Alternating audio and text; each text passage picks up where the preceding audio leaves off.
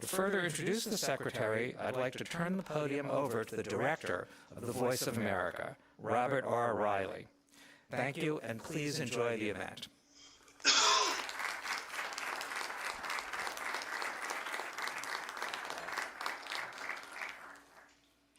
Thank you, Michael, and for your unstinting support. It's greatly appreciated. Welcome, everyone. I want to begin by thanking a few people who worked so hard to make this event a success. I begin with Eduardo Kachkovsky, who's the Director of Studio and Production Operations here at VOA, and his very hardworking team who, under the added difficulties of the COVID restrictions, worked so hard to get this job done. I want to thank John Lippman, the Deputy Programming Director, with his daily meetings for shepherding us all through and pulling it together, and most especially the Deputy VOA Director, Beth Robbins, for all the hard work she has done. Now, it's a pleasure to introduce a man who needs no introduction. I think I can do it with two words. They are Renaissance man. Why? Welcome everybody to the stream. This is Mike Pompeo at Voices of America. A career Army officer, armor officer in West Germany. In an armored cavalry unit, he helped protect Western Europe against what Ronald Reagan had called the evil empire. Now, Ronald Reagan was known for saying some other things. He was very fond of saying there's nothing better for the inside of a man than the outside of a horse. It's been a long time since we've had horse cavalry, but with a little twisted emphasis on what he said, I've heard that the Secretary is occasionally heard to say, life is always better in an M1 tank. Well, after his military career, Mr. Pompeo went on to Harvard Law School, where he excelled with the Harvard Law Review. After law school, he went to Kansas and began a successful business career. He founded Thayer Aerospace, where he served as CEO for more than a decade. He later became president of Century International.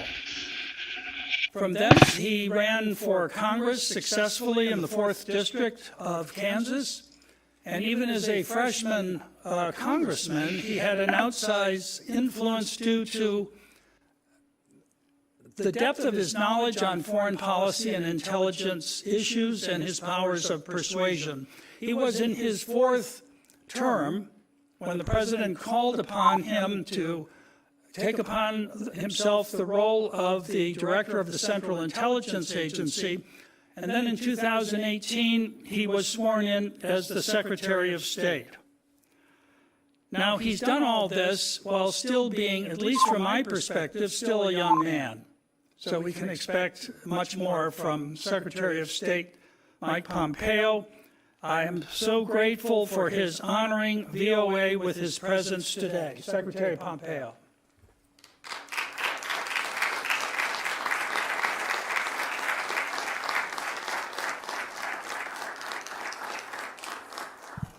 Thank you. Good afternoon, everyone. Thank you for the warm welcome. Michael, thanks for your leadership of this incredibly important institution. And Bob, congratulations on returning to the helm of VOA. I am truly happy to be here. I'm honored to have been requested. And it's always fun to be with a fellow tanker, too. I want to acknowledge the other network chiefs who is with us today. Steve Yates of Radio Free Asia. Steve, where you at? Nice to see you. And a note of appreciation, too, to the Voice of American journalist staff and to all those watching and listening. I've sat down for interviews with many of you in the far corners of the world. They have always been a joy. And speaking of which, too, I understand that this speech is being broadcast on TV, radio, on your website, social media, in more than 40 languages. Hats off to the translators. I have no idea how anyone can translate my talking into Uzbek this quickly. That guy or gal deserves a bonus. It's great to have this opportunity. I've been following the work of Voice of America for decades. And as Bob just mentioned, I started my career as an Army officer, patrolling the Iron Curtain, Freedom's frontier. In the 1980s, I couldn't cross into East Germany. I was serving in a little town called Binlock. West Germans couldn't cross either. But your broadcast, Voice of America broadcast, could. Millions of men and women whose names we'll never know listen to you, often at their own peril. Their governments dealt only in lies and propaganda, but VOA's listeners wanted the truth, and that's what you gave them. VOA's very first broadcast in 1942 that Bob referred to began with the Battle Hymn of the Republic, along with this pledge, quote, "The news may be good, the news may be bad, but we'll tell you the truth." I love that. I always told my son, I told the story before when he was growing up, I said, work hard, keep your faith, and tell the truth. He mostly followed my advice, and it has served him and many of you I know well. Your mandate here at Voice of America is unambiguous: to be accurate, objective, and comprehensive, and to represent America. The mission of USAGM is to inform, engage, and connect people around the world in support of freedom and democracy. That's because expanding freedom and democracy are what America has always been about. You're the voice of American exceptionalism. We should be proud of that. The world needs VOA's clarion call for freedom, now more than ever. I hear it wherever I go. That's what I wanted to talk about today. I tell audiences about American exceptionalism wherever and whenever I can, because it's true and because it's important. America is good and great, and everyone who truly grabs our founding understands this. Michael and Bob have made studying this history their life's work. Many of you have made it your life's mission too. That's why you work here at Voice of America. We were indeed the first nation founded on the central belief that all human beings are endowed with certain unalienable rights, and the governments are instituted to secure those God-given rights. We have always striven for a more perfect union. And goodness knows we don't always get it right. Therefore, we need both pride and humility about our past and our present. We need the truth. But it's very clear that when Americans have united around our founding values, be it in Philadelphia, at Gettysburg, at Seneca Falls, or during Martin Luther King's March on Washington, we've made good on our founding promise time and time again. Now, our adversaries try and claim otherwise. When the Chinese Communist Party attempted to exploit the tragic death of George Floyd to claim their authoritarian system was somehow superior to ours, I issued a statement which read in part, quote, "During the best of times, the People's Republic of China ruthlessly imposes communism. But amid the most difficult challenge, the United States secures freedom. There is no moral equivalence. This is a self-evident truth. It is not fake news for you to broadcast that this is the greatest nation in the history of the world and the greatest nation that civilization has ever known. Indeed, I'm not saying this to ignore our faults. Indeed, just the opposite. It is to acknowledge them. But this isn't the vice of America, focusing on everything that's wrong with our great nation. It's the voice of America. It certainly isn't the place to give authoritarian regimes in Beijing or Tehran a platform. Your mission is to promote democracy, freedom, and American values all across the world. It's a U.S. taxpayer-funded institution aimed squarely at that. Indeed, this is what sets VOA apart from MSNBC and Fox News and the like. You can give voice to the voiceless in dark corners of the world. You're the voice of American striving. You're the voice of American exceptionalism. You are indeed the tip of freedom's spear. Now look, like many government agencies after the Cold War ended, our international broadcasters, well, they lost their way. Many of you know this. And there were, I'm sure, many reasons. The Soviet Union had collapsed, the wall had come down, names like bin Laden and Zarqawi and Baghdadi weren't widely known. In fact, many wrote that history was over. We allowed security protocols to lapse, and VOA lost its commitment to its founding mission. Its broadcasts had become less about telling the truth about America and too often about demeaning America. In 2013, one of my predecessors described the Broadcasting Board of Governors as, quote, practically defunct, end of quote. Look, that's in part why Congress created the role of CEO of the US AGM on a bipartisan basis. And it is again why I'm here today. I read that some VOA employees didn't want me to speak here today. I'm sure it was only a handful. They didn't want the voice of American diplomacy to be broadcast on the Voice of America. Think about that for just a moment. Look, we're all part of institutions with duties and responsibilities higher and bigger and more important than any one of us individually. But this kind of censorial instinct is dangerous. It's morally wrong. Indeed, it's against your statutory mandate here at VOA. Censorship, wokeness, political correctness, it all points in one direction: authoritarianism cloaked as moral righteousness. Similar to what we're seeing at Twitter and Facebook and Apple and on too many university campuses today. It's not who we are. It's not who we are as Americans. And it's not what Voice of America should be. It's time that we simply put wokeism to sleep. And you can lead the way. You all know. That's why you came here. There's a new dawn here at Voice of America. The American public doesn't know this, but when Michael took office, some 1,500 employees, almost 40% of the workforce, had been improperly vetted, including many with high-level security clearances. VOA was rubber stamping J-1 visas for foreign nationals, including some from communist China. We shouldn't be doing that. We have plenty of Mandarin language speakers here in America, and we are building, growing, teaching, educating more committed patriots, some of Chinese American descent who are amazing people. The Trump administration team is working to fix these national security threats. We want to vet employees properly. We want to reorient VOA to its mission of truth and unbiased reporting. We want to depoliticize what takes place here. It's too important for the American people and for the world. Returning this organization to its charter and its charge to spread the message of freedom, democracy, and American exceptionalism. This isn't about politicizing these institutions. We're trying to take politics out. And that's a pretty good feature story for whoever wants to write it up. As Secretary of State, I'm telling you all of this because I want the best for the people here and for this organization, because you are vital to helping America shine light into the darkest places with the power that only America can muster.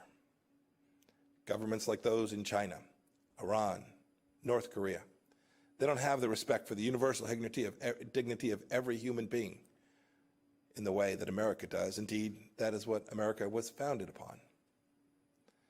Those regimes are anathema to everything that our nation stands for. We know that government exists to serve people. They believe that people exist to serve government. And VOA's work is vital. As I said before, you're the tip of freedom's spear. Every week, 278 million people listen to VOA in 47 languages. There are Iranians who are listening to you, wondering if they'll ever be able to shed their Islamist shackles. There are Moldovans and Ukrainians who want truthful reporting, not Russian disinformation and propaganda. There are Chinese citizens who are tired of a regime that's done nothing but brutalize them since 1949.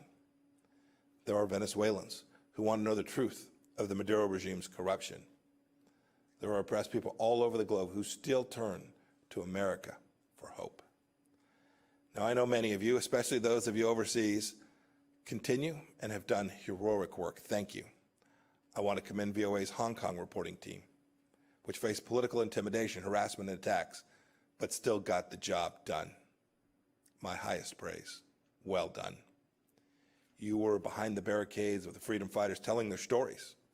You're upholding VOA's finest traditions and continuing to be the voice of American exceptionalism. I also want to pay tribute to members of the other radio services who are here and listening. The only Uyghur language news service in the world is run by RFA.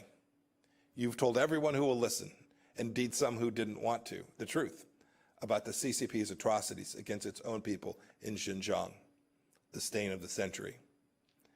And you've done so despite the fact that the CCP has jailed the relatives of at least 6 RFA journalists in Xinjiang's internment camps and continues to threaten you and your families simply for doing your jobs.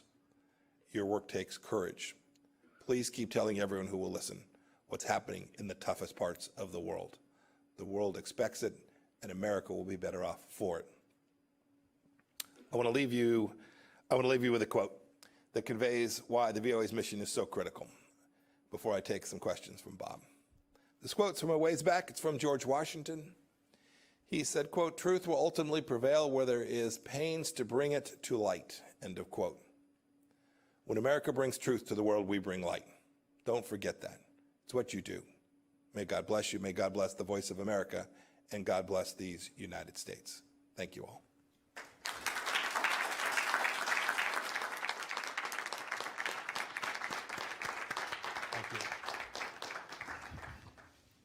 Thank you, Mr. Secretary. Some of the questions I have for you were fielded from our division directors who wanted to also have their input to get you to answer some of these. But let me begin with this one. This isn't a commercial media. We can afford to tell the full truth about America and the amplitude of American life and all of its facets. In your many travels in your recent years, what would you judge as those parts of America that are least known by foreign audiences that we need to tell them about? Yeah, you know, it's a really good question. If I have a chance in a moment where we are away from the formal business of the day, I'll often ask ambassadors or foreign ministers, when were you last in the States? What'd you do? Where'd you go see? The answer is almost always, I went to New York, I went to Washington, I went to San Francisco, or I went to Los Angeles. The adventuresome may have traveled all the way to Boston. Boy, that's not representative of all of who America is. I'm from Kansas. It's a different place in so many ways. It's engaged in different businesses. Its government is different. Its people think about the world in a different way. These stories from places other than the coasts are important, and that extends to rural parts of South Carolina, to Appalachia, to folks who live up in Minnesota and along our northern border along Canada. There are so many different facets of the United States that I think if you asked people around the world, they would only know this place we are here in Washington, or maybe our financial center in New York. I hope that you all get a chance to tell those other stories. And I'd add one last piece. It's not just geographic. It's not just where it is. You could find right here in Washington dozens and dozens of different stories about different pieces of the things, the institutions that make America so unique, so special. These things that our founders called the small platoons, our civic organizations, right? How many of you are members of the PTA, trying to help your kids' school be just a little bit better? How many of you participate in a church group on Wednesday evenings where you have your chili feed or you just gather? Those are important parts of American life that have made us so unique and so special, and I want people all across the world to see those things, because those institutions form bedrock of our nation, and they can help their countries too. Thank you, Mr. Secretary. You've made some very eloquent speeches about the relationship between American founding principles and U.S. foreign policy. How would you prioritize those fundamental rights, some of which you referred to in your remarks, when you, with the limited time with foreign heads of state, want to have a clear message? You've been very forthright on freedom of religion, freedom of the press, freedom of... How do you prioritize those, or is the prioritization custom made for the country you're addressing? Bob, it certainly does vary by where you are and the situation that you find that government, and frankly, the traditions of that country.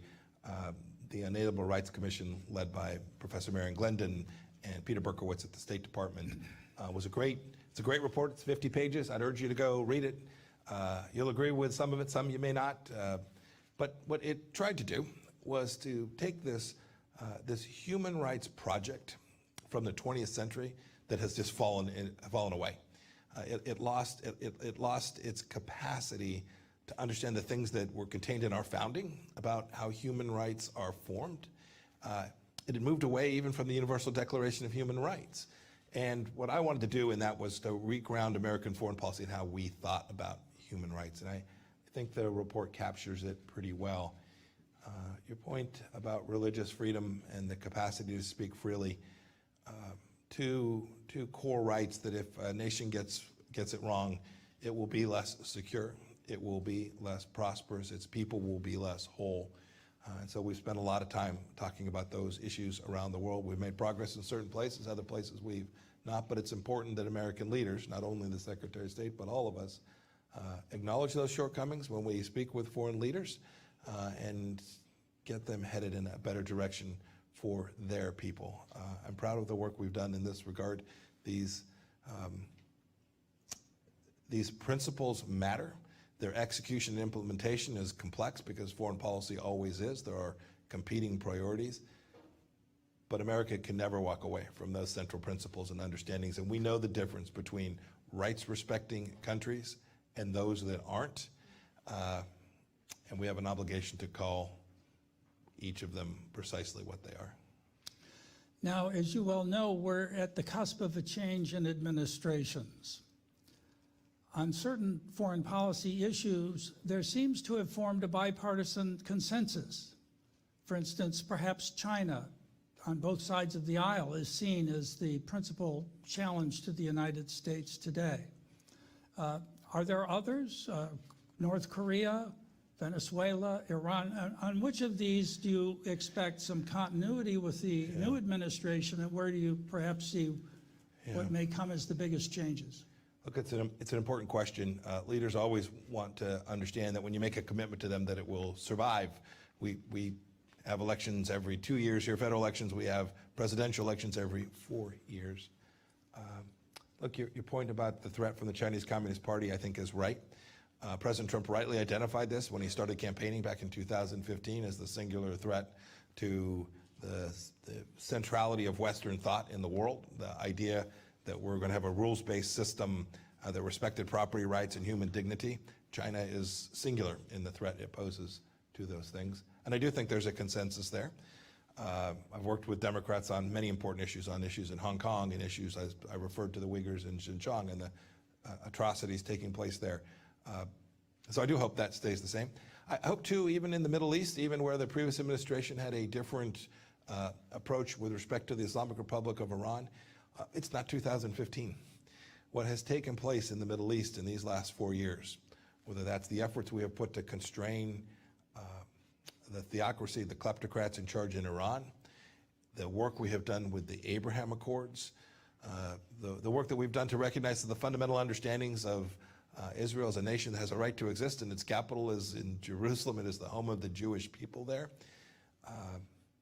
Those are things that I believe will be lasting because I think the people of those nations want them to last, and I hope that the next administration will continue to build on them in a way that continues to build out peace and prosperity among all the nations in the Middle East. I'm hopeful that that will take place. I noticed over the weekend you signed a joint declaration with 4 other foreign ministers, Australia, UK, New Zealand, regarding the recent arrests in Hong Kong. You also removed the restraints on high-level diplomatic contacts between the United States and Taiwan, and apparently the U.S.